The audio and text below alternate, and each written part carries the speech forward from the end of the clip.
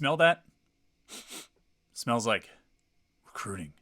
Recruiting starts today with the beginning of Pitt's official visits, and we're breaking it down all for you right here on the Morning Pitt on youtube.com/Panther-Lair.com.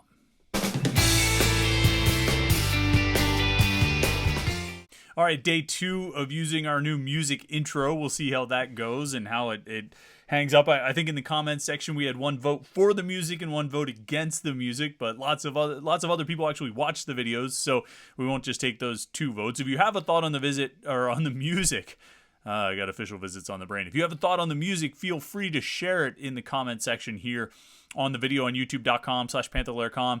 And we'll consider some of it. If it's an overwhelming opinion against the music, I'll find something else. But for now, we're going to keep it and move forward. This, of course, is the Thursday edition of the Morning Pitt on youtube.com/Panther-Lair.com, getting you ready for your day, as we do every day, Monday through Friday, right here at youtube.com/Panther-Lair.com. You know what we ask you to do every day, Monday through Friday. It's click the like button and click the subscribe button. Like this video and subscribe to our YouTube channel, youtube.com/Panther-Lair.com, to make sure you never miss any of our Pitt video content that we put out right here on YouTube. And of course, head over to the website, Panther-Lair.com, Pittsburgh.rivals.com. It's the most comprehensive source of Pitt sports news on the internet, football, basketball, and recruiting. You find it all at Panther-Lair.com. And of course, message boards to interact with hundreds and thousands of other Pitt fans. All day, every day, Panther-Lair.com. And you're going to want to be there this weekend, starting today, and actually probably yesterday and the day before, because we've had news and notes and info throughout the week so far, and it's only going to pick up as we move through this first official visit weekend. Before we get to the visits, though, real quick, some start times announced. Kickoff times for Pitt football this season. 3 announced yesterday, giving us 4 total start times that we know. Season opener against Wofford at Acrisure Stadium, September 2nd, is going to be a 3:30 kickoff. That'll be on the ACC network. 2 weeks later, Pitt's backyard brawl at West Virginia, September 16th. 7:30 p.m. ABC, nationally televised primetime game. October 28th, this is the one we already knew, at Notre Dame, 3:30 kickoff on NBC, and then Pitt's home finale Thursday night against Boston College, November 16th. That'll be a 7 o'clock game on ESPN. I mean, I think you knew it was going to be some sort of national broadcast as a Thursday night game, but locked it down on a start time at 7 p.m., locked it down on a broadcast on ESPN. So a third of the schedule announced so far: Wofford, West Virginia, Notre Dame, Boston College. None of them are noon kickoffs. 2 of those 4 are home games, and they are not noon kickoffs. I mean, you knew the Thursday game wasn't going to be a noon kickoff, but Wofford getting you put in the 3:30 slot on ACC network, that's not that's a bit of a surprise. I think probably expected that one to be a noon game. Look, from my perspective, noon games are the best because I get out of the stadium by about 6 o'clock. Generally, I leave the stadium, rule of thumb, about 6 hours after kickoff. So a 3:30 game has me there until 9:30. A 7 o'clock game, I'm walking out of there at like 1 a.m. or something. 8 o'clock game, I mean, you can do the math on how late I'm generally in the stadium after kickoff. So for people like me, those noon kickoffs are great. I will say I think the atmosphere at a 3:30 game is the best. That is my personal preference. Night games are fun, but geez, they just start so late. You have the whole day. 3:30 game, you get the whole morning to do whatever you need to do or whatever you want to do. You head over to the stadium in the afternoon. Game starts in the middle of the afternoon. It's bright, it's hot, but by the end of the game, it's dark. You got the lights on. There's that extra energy and electricity that comes from a night game. You get really the best of both worlds. It's kind of like a concert. When you go to a concert, at Star Lake or wherever, and it's 2 sets, and the first set starts when it's still light out, and by the end of the first set, it's dark. There's a real sort of transition of energy. It's fun. It's exciting. And if I had to pick one kickoff time that I think covers all bases for everyone and makes everyone happy, or should make everyone happy, I'd probably pick 3:30. If I was going to pick a start time myself, I would pick them all at noon. But certainly you can't argue with the backyard brawl being a prime time nationally televised game. That's going to be a fun one in Morgantown. I hope we all make it out alive coming home from that one. So 4 start times announced, 8 more left to go. We'll get those when we get them. Some will, of course, be those 7-day holds. Who knows? That might be it for now. We might not get anything before the season starts. We'll see. Maybe that Cincinnati game, we'll see what kind of comes together on that front. But that's way down the road. Far more pressing, far more immediate, far more now is the official visits, and they start today. And if you watch the video on Monday, we really broke down what happens or what makes these official visits so important and why it's such a recruiting boost, and why recruiting happens so much in this month. I mean, it would probably be the best way to put it. Sorry, this time of year, the phone is blowing up, and messages are coming in, and new recruits are announcing their official visits, and everything's sort of happening throughout the day. And I'll say this too, as we dive into discussing the recruits for this weekend.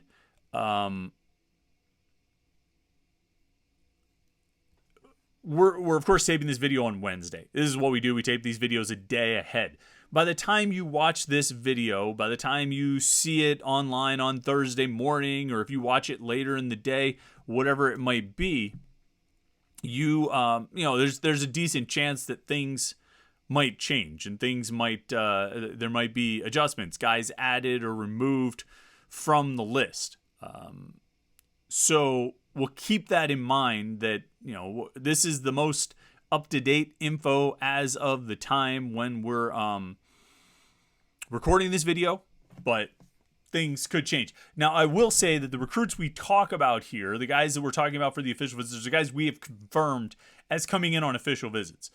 So at the very least, the guys we're talking about will be here this weekend. They'll start arriving today, Thursday, and they'll be here through Saturday. That much is confirmed. There might be new names added, and we'll try our best to confirm those as we move through the day today and tomorrow and into Saturday, and see if commitments start happening. When you look at this list and you check out the guys that they have coming in, the ones that are coming on official visits, we've got just about a dozen, a little shy of a dozen, about 11 recruits right now confirmed for visits as we record this video. And really leading the list, you've got 3 4-star prospects. And these guys are the biggest names at the top of the list. And I'll tell you who the biggest one, and this is one of the most recent additions to the visit list, is Nicholas Marsh. Nicholas Marsh is a 4-star wide receiver prospect from Michigan. He was committed to Michigan State at one point, decommitted earlier this spring, announced the top 12 that did not include Pitt, but then just earlier this week, I think, sort of surprised everyone and announced an official visit to Pitt. His first official visit will be to Pitt this weekend. He's looking also to take an official visit to Penn State next weekend, and some more after that. I think still got Michigan State on the radar as a visit late in June. You imagine he'll probably add 1 or 2 mid-June visits as well. But Nicholas Marsh, a 6'3", 200-pound receiver, calls himself Megatron. I don't know if I would necessarily go that far, but definitely a big-time wide receiver prospect, and we know how important it is for this staff to keep reloading at wide receiver. They signed 4 receivers in the last recruiting class. I don't know if they need 4 again this year, but they do need to keep rebuilding those ranks and rebuilding that room. And a 4-star prospect, a big-time wide receiver like Nicholas Marsh, would be a huge add to boost that class and boost that room. And I think they're going to be putting the full court press on him. As far as we know, he's the only wide receiver visiting this weekend, and he'll get a lot of attention from Taekwon Underwood, from Frank Signetti, from the entire offensive staff, and the whole Pitt coaching staff. He's going to be one of the priority targets. Another one who, he might not be rated quite as high as Nick Marsh, but he's still a 4-star prospect, and he's a guy who I think will, is probably pretty close to just as much of a priority this weekend as Marsh, is Gabriel Williams, a 4-star linebacker from Maryland. Williams took an unofficial visit to Pitt earlier this spring, and really it opened his eyes. I'm not sure if he would have come out for the official visit in June if he hadn't come for the unofficial visit during spring camp. He raved about that unofficial visit, and I think it really kind of put Pitt near the forefront of his recruitment, where maybe they hadn't been a priority school for him to that point. They became one. Now, Williams has more official visits scheduled. He's got how many? He told me 3 more official visits. He's got Virginia Tech. He's got Nebraska. He's got USC scheduled for the rest of the month. So he's looking to check out his options. But as a 4-star linebacker, a 6'4", 200-pound outside linebacker, this is the kind of guy they need to reload with. I really like the linebacker class they signed last year with Jordan Bass and Braylon Lovelace and Rasheem Biles. They need to follow it up. I think wide receiver and linebacker are 2 positions, not the only 2, but 2 positions where they signed bigger classes last year because they needed to add numbers, and they still need to keep refilling that pipeline. And they had a good run of linebackers over the last couple of years, the players on the field, but they haven't necessarily backfilled it through recruiting. Solomon DeShields and Bengali Kamara, that was a good class of linebackers, but that was 4 years ago. And since then, you're not really seeing the fill-in. Preston Levant, the one year, the COVID year, was the only linebacker. He's gone. The next year, they brought in Kyle Lewis and Marquand Pope, and liked both of those guys, but Pope ended up being medically disqualified, so he ended up with just Kyle Lewis. And again, I think he's got good potential. I think he's got a high ceiling, but he's one guy. You need numbers, and they attacked with numbers this year, bringing in Biles and Lovelace and Bass. And I think they're probably going to need at least 2 linebackers, if not 3, in this 2024 recruiting class. And you need the numbers, but you also need the star power. And not just the stars, but you need the caliber of player. You need a guy like Gabe Williams. He would be a huge get for Pitt. Certainly, if they could land him on this first official visit weekend and get him to cancel all of his other official visits, that would be great. I'm not sure if it's exactly going to go that way. My guess is that they'll, really impress him during the visit and then have to wait it out for 4 weeks and hope that they can still, be at or near the top of his list when he gets to the end of June and he's taking all these other official visits. So we'll see how that one plays out. And then the third 4-star recruit who's visiting this weekend is, I want to bring up his page here before I start talking about it, Elias Rudolph, a 4-star defensive end from Florida, coming up for an official visit to Pitt. Pitt is high on his list, but, here's another situation where he's got multiple official visits set up. He's got Michigan next week. He's got Ohio State at the end of the month. And I thought he had one more. Let me double check. Yeah, Miami in between those. So he's going to go Pitt, Michigan, Miami, Ohio State. This is a kid from Florida, from Deerfield Beach. So there's obviously going to be an in-state appeal there. And Michigan and Ohio State are big-time schools and very attractive destinations for recruits as well. So you're going to have a real battle to win with Elias Rudolph, but you're bringing in this higher caliber, I shouldn't say higher, but you're bringing in a high caliber of guys with Nick Marsh, the wide receiver, with Gabe Williams, the linebacker, and then Elias Rudolph. I hope that's the last time I make that mistake, but I bet it won't be. Elias Rudolph, the 4-star defensive end. These are 3 high priority targets at important positions, for sure. Some because they need the depth and the numbers and to rebuild the room, and some just because you want to keep as much talent as you can at defensive end, which they've done a good job of over the years. Rudolph will be a huge addition to that room. Those are the 3 highest rated guys. Those are the 3 4-stars among the 11 guys we've confirmed so far for official visits. There are a couple other guys who are close to the 4-star spot. Dominic Kirks, a defensive end from Cleveland, and Caleb Holmes, an offensive guard from Georgia. They're both 5.7 on the Rivals rating scale, which the Rivals rating scale, 5.7 is the highest possible 3-star. When you move to 5.8, you move into 4-star territory, which is where, Gabe Williams and Elias Rudolph are. I knew it wasn't going to be the last time I did that. Elias Rudolph and Gabe Williams are both 5.8 4-stars, while Nicholas Marsh is a flat 6. 6.0 on the Rivals rating scale, which makes him a 4-star prospect. So those are probably your 5 highest rated guys. They're not just, there are some other intriguing players among the group, though. Probably the most intriguing is Trevor Jackson. Trevor Jackson, a quarterback from Florida, a guy who works with former Pitt quarterback Rod Rutherford as his quarterback trainer.